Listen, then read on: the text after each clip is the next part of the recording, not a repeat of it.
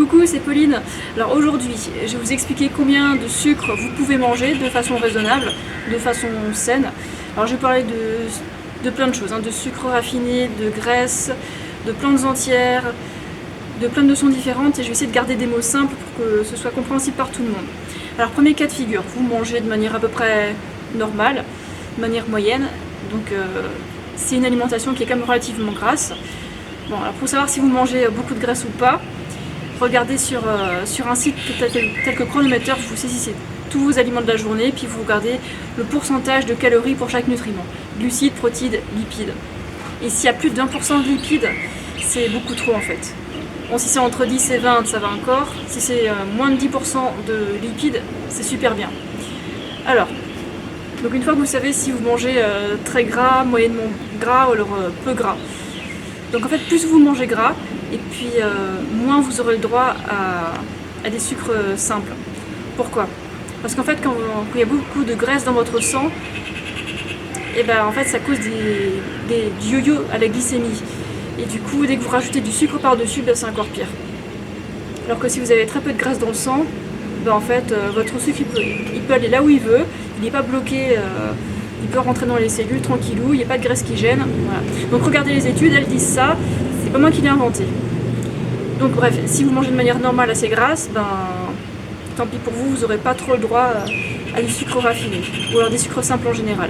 C'est quoi les sucres simples? Ben, c'est ce qui a un goût sucré. Deuxième cas de figure, vous mangez de manière peu grasse, donc entre 10 et 20%, de manière plus raisonnable, et puis là vous avez le droit à un peu de sucre raffiné par-ci par-là, dans les préparations, dans tous vos repas en général, vous avez le droit à un petit peu. Bon, par exemple, je vais donner un exemple pour que ce soit plus concret, si vous mangez du muesli le matin, vous avez le droit de rajouter une cuillerée à café de sucre raffiné, c'est pas un souci dans ce cas-là. Autre cas de figure, si vous mangez très peu gras, si vous mangez quasiment aucun aliment qui est gras, voilà, par contre vous pouvez ajouter du sucre sans avoir trop peur, vu que la glycémie elle se débrouille beaucoup mieux avec très peu de graisse. Et si vous êtes quelqu'un qui est assez actif, bon, bah, vous avez plus de dépenses caloriques, donc vous pouvez manger plus en général de toute façon. Et si vous êtes très très sportif, si vous faites de l'endurance, par exemple, je sais pas, la course à pied longue distance, du vélo longue distance, je sais pas, de la marche toute la journée, bah là vous pouvez rajouter des sucres simples autant que nécessaire et puis vous serez tranquille. Alors c'est quoi les quantités à pas dépasser? Ben, en fait si vous calculez pas vos calories sur un compteur, ça va être difficile de vous donner des approximations. Mais bon, en général, si vous mangez des plantes entières, donc des plantes peu ou pas transformées, dans ce cas-là, vous pouvez écouter votre faim. Normalement, votre instinct, il devrait vous dire ça y est, j'en ai assez, ou alors il m'en faut plus, etc. Alors, moi qui suis une grande sportive, ben, dès que je vais faire une grande sortie qui s'étale sur des heures et des heures, ben, là, j'hésite pas à rajouter les sucres simples que j'ai envie, c'est-à-dire soit des fruits entiers, enfin des fruits frais, soit des fruits secs, soit du sucré de l'eau, soit du jus de fruits, enfin des sucres simples, quoi. Donc j'en rajoute autant que j'en ai besoin pour ne pas être vidé avant de rentrer chez moi, quoi. Sinon, si vous êtes simplement actif, ben, vous pouvez rajouter un peu de sucre par-ci par-là quand le goût devient nécessaire, si on peut dire ça comme ça. Et donc bref, concernant faut dire, le sucre raffiné, selon votre situation, il va falloir le limiter ou pas. Mais concernant les fruits, en fait, les fruits, vous n'avez pas besoin de vous limiter en fruits.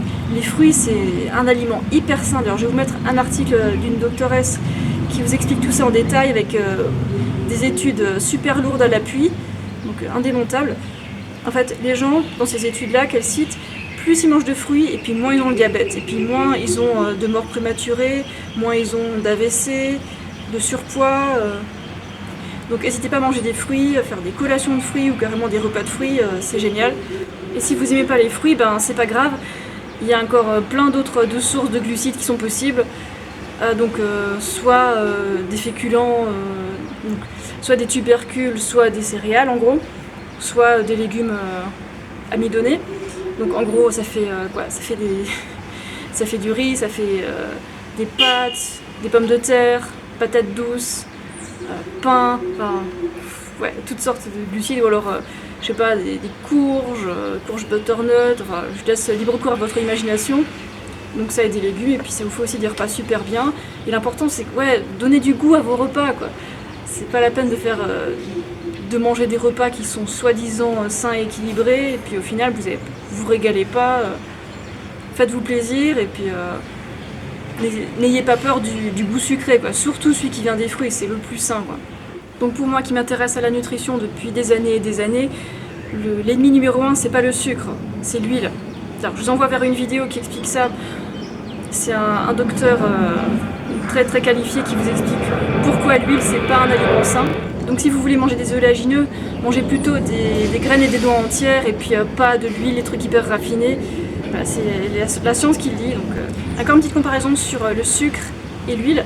Alors le sucre, si vous en mangez trop, votre corps il est très très inefficace pour stocker du gras à partir du sucre quand vous mangez trop de sucre. Donc en fait, vous allez prendre très très peu de poids en mangeant trop de glucides. Alors que si vous mangez trop de graisse, là ça va être stocké directement, sans transformation chimique, ça va aller directement sur les hanches. Voilà, c'est comme ça. Et à part ça, à propos des étiquettes nutritionnelles, 1 g de glucides c'est égal à 4 calories, 1 g de protides c'est égal à 4 calories, 1 g de lipides c'est égal à 9 calories et 1 g d'alcool c'est égal à 7 calories. Donc les graisses sont 2 fois plus denses en calories que les glucides. Bon, je vous laisse méditer là-dessus. C'est tout pour cette vidéo. Je vous laisse. Ciao!